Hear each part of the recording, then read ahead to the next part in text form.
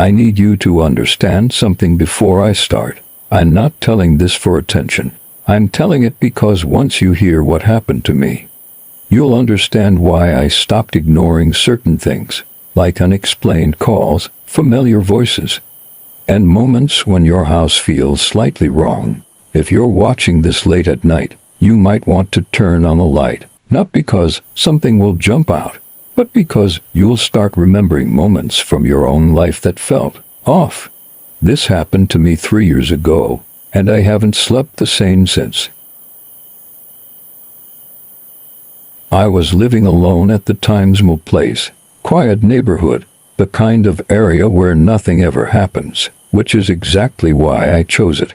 I worked late shifts, so my routine was always the same. Get home after midnight, shower, eat something, fall asleep. With the TV on, nothing unusual. Until one night, my phone vibrated on my nightstand.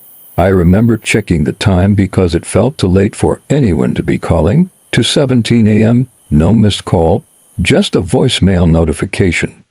That already didn't make sense. Who leaves a voicemail without calling, still half asleep? I tapped it at first. I thought the audio was broken.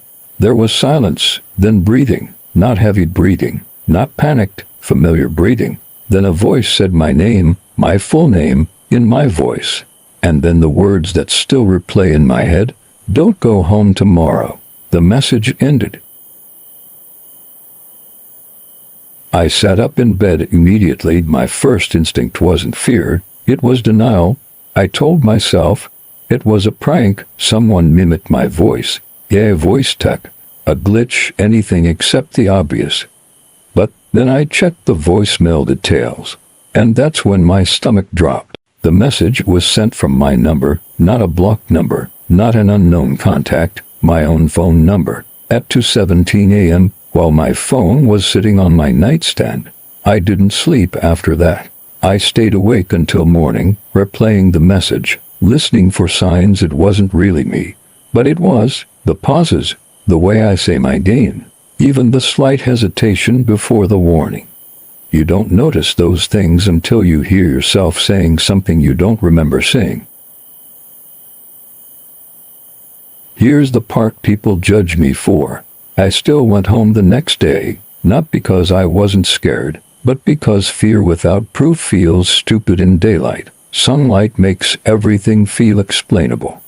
By the time I got off work, I had convinced myself it was nothing. I told myself, if something was really wrong, something else would have happened. That thought still haunts me.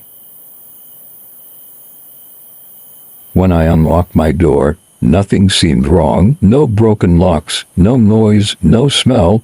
The TV was off exactly how I'd left it. I remember standing there for a moment, feeling embarrassed for being scared. That's when I noticed something small, something most people wouldn't even register. My phone charger was unplugged. I always leave it plugged in, always. I brushed it off until I walked into the kitchen. My phone was on the table, face down. I froze. My phone was in my pocket. I pulled it out slowly and checked. Same phone, same case, same cracked corner. I was holding my phone and looking at my phone. I didn't touch the phone on the table. I didn't even move closer. Instead, my eyes drifted to the fridge. There was a sticky note stuck to it, yellow, crooked, written in my handwriting. 3 words: I tried to warn you. My hands started shaking. That's when I realized something even worse. The handwriting wasn't copied. It wasn't messy or forced. It was natural, like I'd written it without thinking. Before I tell you what happened next, do this. Pause this video for 2 seconds and look around the room you're in. Most people feel nothing. Some people feel something small. I didn't believe in that feeling before this happened to me.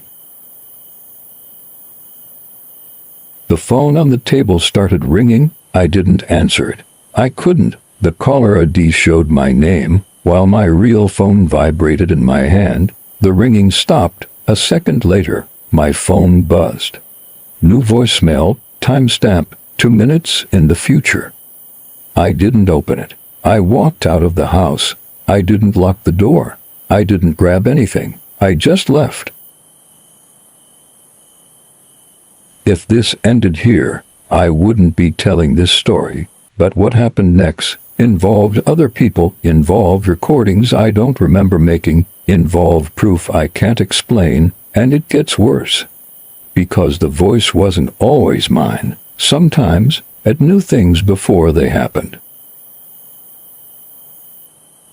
Comment yes if you'd leave immediately. Comment no if you'd stay and find answers. Part 2 begins the moment I tried to get proof.